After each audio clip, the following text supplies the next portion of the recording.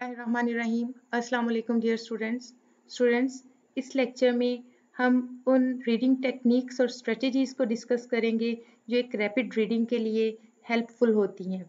तो students, these are the reading techniques which are helpful in rapid fast reading.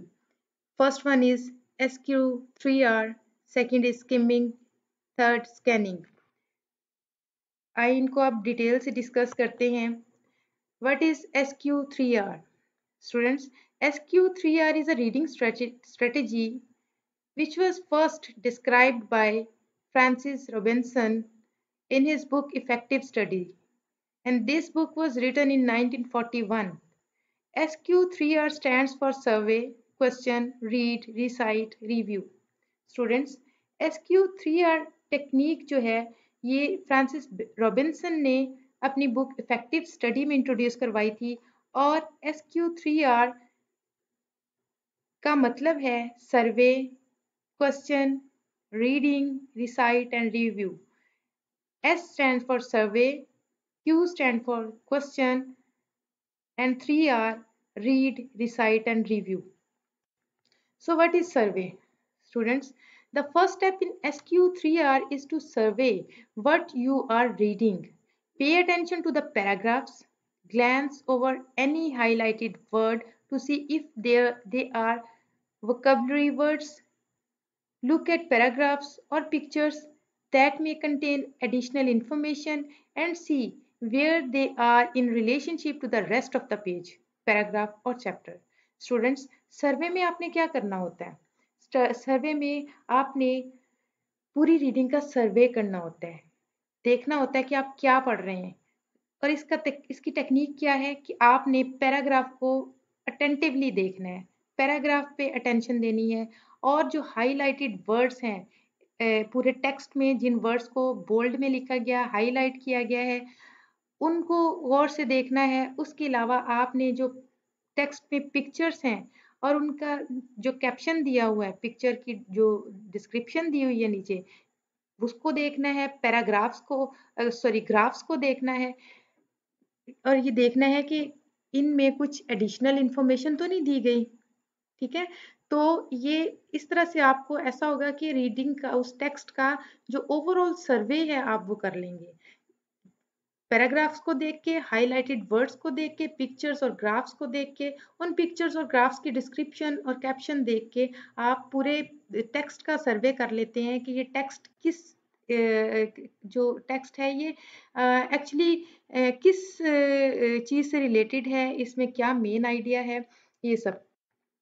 So the next is Q stands for question.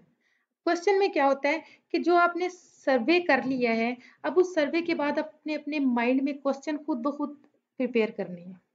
ठीक है, सर्वे आपने कर लिया है, आपने उसका थोड़ा रफ आइडिया ले लिया है टेक्स्ट का, अब अपने अपने जहन में कुछ क्वेश्चंस प्रिपेयर करने हैं।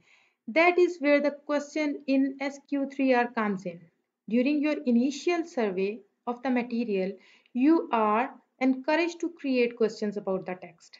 अब आपने टेक्स्ट के बारे में अपने जहन में क्वेश्चन क्रिएट करने हैं। These question not only give you a study guide for later, इन क्वेश्चन से आपको नेक्स्ट इसको डिटेल से स्टडी करने में गाइडेंस मिलेगी। They help you consider what you already know. इसके अलावा आपको ये भी पता चलेगा कि आप पहले से क्या जानते हैं, आपका जो प्रीवियस नॉलेज है उसके बारे में भी आपको इन्फॉर्मेशन मिलेगी, and how that fits in with what you are about to learn. और आपको ये पता चलेगा कि जो आपके पास इंफॉर्मेशन ऑलरेडी है, जो आप पहले से इस टेक्स्ट के बारे में, इस टॉपिक के बारे में इंफॉर्मेशन रखते हैं, वो इंफॉर्मेशन उस इंफॉर्मेशन के साथ कैसे फिट होती है जो आप मज़ीद लर्न करने जा रहे हैं। तो इस तरह से आप टेक्स्ट में से क्वेश्चन अपने माइंड में प्रिपेयर कर लेते हैं। तो उस क्वेश्चंस के प्रिपेयर करने से आपको फर्दर टेक्स्ट की रीडिंग में बहुत ज़्यादा आसानी हो जाती है। सो नेक्स्ट 3R में फर्स्ट R जो है वो रीड है। Now that you have skimmed the text and created questions, it is finally time to read. अब आपने एक स्किमिंग कर ली है टेक्स्ट की, उसको सर्वे कर लिया है, उसके बाद आपने अपने ज़हन में क्वेश्चंस भी प्रिपेयर कर लिए हैं, ठीक है? अब फाइनली आपने इस टेक्स्ट को रीड करना है। Aim to answer the question you asked in the Q step. अब आपने अपने ज़हन में वो एम रखना है कि मैंने जो क्वेश्चंस अपने ज़हन में तैयार किए हैं, उन क्वेश्चंस का मुझे आंसर मिले। And write down any additional question you may have while you are reading. और इस टेक्स्ट को पढ़ते हुए जो आपके ज़हन में एडिशनल और क्वेश्चंस आ रहे हैं, उनको भी आप एक नोट डाउन करते जाएँ। ऑलरेडी जो आपके ज़हन में क्वेश्चंस हैं, उनको ज़हन में रखें, उस एम रखें ये कि आपने इस टेक्स्ट में से उन क्वेश्चंस का आंसर निकालना है और इस टेक्स्ट को पढ़ते हुए आपके ज़हन में जो एडिशनल क्वेश्चंस आ रहे हैं, उनको भी आप राइट डाउन कर लें। जी, is next R is recite.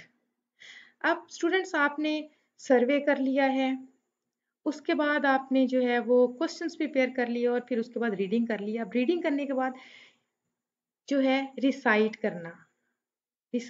आपने कभी बच्चों को देखा होगा ऊँची-ऊँची आवाज़ में जो है वो लेसन याद कर रहे होते हैं। This is what recite. Recite का मतलब होता है आपने लाउडली टेक्स्ट को पढ़ना है। Once you have finished reading the paragraph, section, page और chapter, it is time to test yourself on what you have learned. अब आप लोगों ने आपने सारा कुछ कर लिया है तो अब आपने खुद को टेस्ट करना है कि आपने क्या लर्न किया है। Recite involves setting aside the text and saying out loudly everything you have learned. Recite में क्या होता है कि आप टेक्स्ट को आप साइड पे रख देते हैं, ठीक है? अब उसको नहीं टच करेंगे, आपने बुक को साइड पे रख दिया है। अब आपने जो लर्न किया आपने उसको ऊँची-ऊँची आवाज़ में जो है वो बोलना है कि आप क्या लर्न कर चुके हैं। Reciting out loud what you have read not only gives you a sound to associate with the reading, it also forces to solidify the information in your mind। अब ये रिसाइट करने से ना सिर्फ आपकी प्रोनाउंसिएशन ठीक होती है, ठीक है? साउंड जो एसोसिएशन होती है रीडिंग के साथ, साउंड की एसोसिएशन होती है रीडिंग के साथ, वो आपकी जो है वो उसके बारे में आपको आइडिया हो जाता है और इसके अलावा ये आपकी जो ज़हन में जो इन्फॉर्मेशन आपने लर्न की होती है ना, उसको और सॉलिड कर देती है। जब आप उसको रिसाइट करते हो, तो जो आपने याद किया होता है, वो और ज़्यादा सॉलिड हो जाता है माइंड में। इसीलिए तो अक्सर स्टूडेंट जो हैं, वो उ उनके हैबिट होती है कि वो बुलंद आवाज़ में जो है वो अपना लेसन याद करते हैं क्योंकि ये आपके आप वही जो इन्फॉर्मेशन है वो दोबारा से आप बोलते हुए दोबारा से वो रिवाइज हो रही होती है आपके माइंड में आपकी आवाज़ को जा रही होती है आप उसको बोल भी रहे होते हो दोबारा उसको सुन भी रहे हो तो वो सॉलिड हो जाती है आपके माइंड में। तो रिसाइट ये था। नेक्स्ट आता है बच्चों रिव्यू। अब रिव्यू क्या होता है? After reciting everything you can remember, it is time to review the text for anything you skipped. अब आपने रिसाइट भी कर लिया है, ठीक है? जो कुछ आपने याद किया था उसको रिसाइट कर लिया। अब आपने रिव्यू करना है कि ऐसा तो नहीं कुछ आपने बीच में से स्किप कर दिया हो, डिडंट अंडरस्टैंड और कुड नॉट रिकॉल, या फिर कुछ ऐसा जिसको आप समझ ना पाए हों, या फिर कुछ ऐसा जिसको आप रिकॉल ना कर सके हों। ठीक है? आपने इस चीज़ को फिर रिव्यू करना है कि कुछ जो स्किप हो गया, जो आप अंडरस्टैंड नहीं कर पाए, जो आप रिकॉल नहीं कर पाए, वो क्या था? This review gives you instant, meaningful feedback about how well you read the material in the first place and how well you recalled what you learned। इस रिव्यू से आपको फौरी तौर पे फीडबैक खुद ही मिल जाएगा कि आपने क्या याद किया है और क्या आप उसमें से रिकॉल कर सकते हैं। क्या-क्या आप याद कर चुके हैं और क्या-क्या आप फिर उसमें से आप रिकॉल कर सकते हैं। अपना फीडबैक आप खुद ही जो है वो ले सकते हैं रिव्यू के थ्रू। सो स्टूडेंट्स, ये थी एसक्यू 3 आर टेक्निक्स। अब जो नेक्स्ट रीडिंग टेक्निक है वो है skimming. Skimming means quickly reading the text to get only its main idea. Skimming का मतलब होता है कि आपने तेजी से टेक्स्ट को रीड करना है, ठीक है? किस लिए रीड करना है? उसका मेन आइडिया जो है वो लेने के लिए कि इसका मेन आइडिया क्या है, इसका थीम क्या है, उसको आप जो है वो यू कैन से एक्सट्रैक्ट करने के लिए तेजी से रीडिंग करते हैं। तो skim effectively you need to read only a part of the material. और आपको स्किमिंग के लिए क्या करना पड़ता है कि आपको पूरे मटेरियल को स्टडी नहीं करना, उसका कुछ पार्ट्स को स्टडी करना है। ठीक है। पूरे मटेरियल को स्टडी करना तो एक कंप्रीहेंशन के पर्पस के लिए होता है ना, तो स्कीमिंग पर्पस के लिए आपने क्या करना है, आपने उसको कुछ मटेरियल के कुछ पार्ट को जो है आपने स्टडी करना है। हाउ टू स्कीम, कैसे स्टडी करना है, कैसे स्कीम करना है। Read the first paragraph attentively to get an idea of what will be discussed in the text। अब आपने पहला पैराग्राफ पढ़ लेना है। आपको पता है पहले पैराग्राफ में तो कुछ ना कुछ जो है हेल्प मिल जाती है फर्दर टेक्स्ट के बारे में कि फर्दर टेक्स्ट में क्या होगा। तो आपने पहले पैराग्राफ को बहुत अटेंटिवली पढ़ना है। Next, read the first sentence of each paragraph. अब फिर उस पहले पैराग्राफ को आपने फुल पढ़ लिया। अब आपने अगले पैराग्राफ के सिर्फ पहले सेंटेंस को पढ़ना है।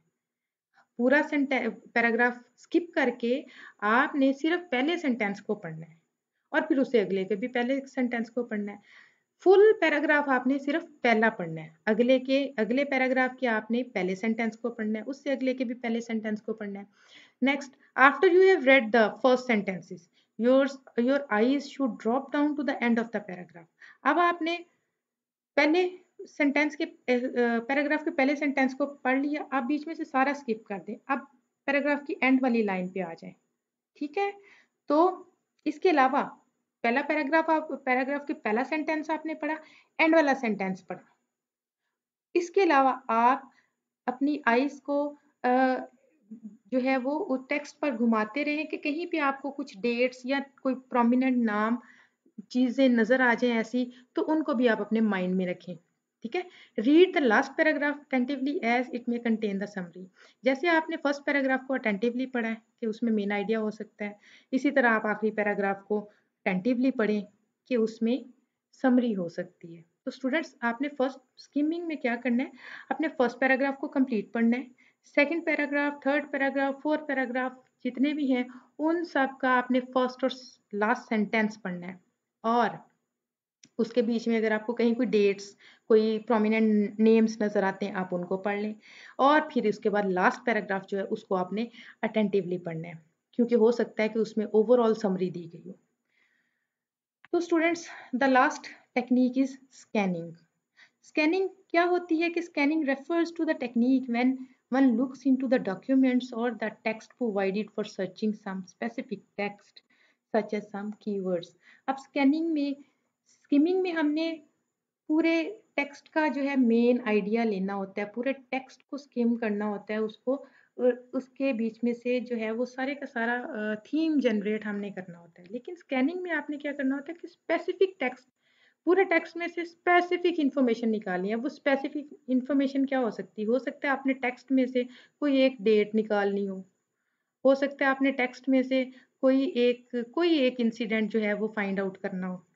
तो स्कैनिंग की जो सबसे बेहतरीन एग्जांपल हम कह सकते हैं कि वो डायरेक्टरी, टेलीफोन डायरेक्टरी होती है, जिसमें से आपने कोई स्पेसिफिक नंबर फाइंड आउट करना होता है, तो वो स्कैनिंग के थ्रू होता है। Now it may be apply to the real life example of a dictionary wherein one looks for a specific word, meaning or directory, wherein one searches for the phone numbers of someone। जी, directory के अलावा उन्होंने ये बोला है कि dictionary जो भी है, रियल लाइफ एग्जांपल डिक्शनरी भी है, कि डिक्शनरी में भी आप एक स्पेसिफिक वर्ड जो है वो स्कैनिंग के थ्रू ढूंढते हैं।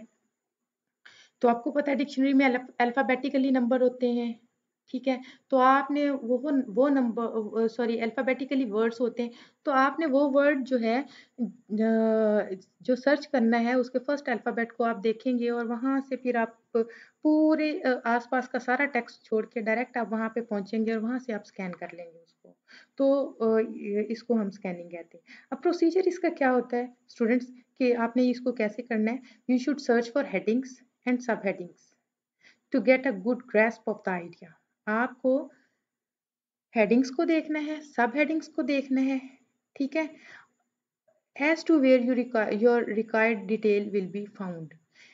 और ऐसे मतलब हेडिंग्स और सब हेडिंग्स को देखने के बाद आपने ये देखना है कि कौन सी हेडिंग्स ऐसी हैं जिसमें आपकी रिक्वायर्ड डिटेल मौजूद हो सकती है। जैसे कि डिक्शनरी की एग्जांपल हमने दी है, तो डिक्शनरी में आपने हेडिंग्स में देखना है कि कौन सा अल्फ़ाबेट है आपका जो रिक्वायर्ड वर्ड है उसके स्टार्ट में आने वाला अल्फ़ाबेट कौन सा है। ठीक है? और वो हेडिंग होगी उसकी और उसके बाद जो सेकंड और थर्ड अल्फ़ाबेट आता है, वो इसकी सब हेडिंग्स में आ जाएगा। इस तरह से आपने हेडिंग और सब हेडिंग के थ्रू जो है वो आपने स्कैनिंग करते हुए आपने अपनी रिक्वायर्ड इन्फॉर्मेशन तक पहुँच जाना है। तो स्टूडेंट्स ये था हमारा लेक्चर रीडिंग टेक्निक्स का और हमारा नेक्स्ट लेक्चर होगा राइटिंग टेक्निक्स का। तो नेक्स्ट लेक्चर तक के लिए स्टूडेंट्स अल्लाह हाफ़िज़ और आप प्लीज़ जो है चैनल को सब्सक्राइब कर लें ताकि वो नोटिफिकेशन बेल को ज़रूर ऑन कर लीजिएगा ताकि आपको जो है वो नेक्स्ट यानी कि राइटिंग टेक्निक्स का लेक्चर मिल सके। अल्लाह हाफ़िज़।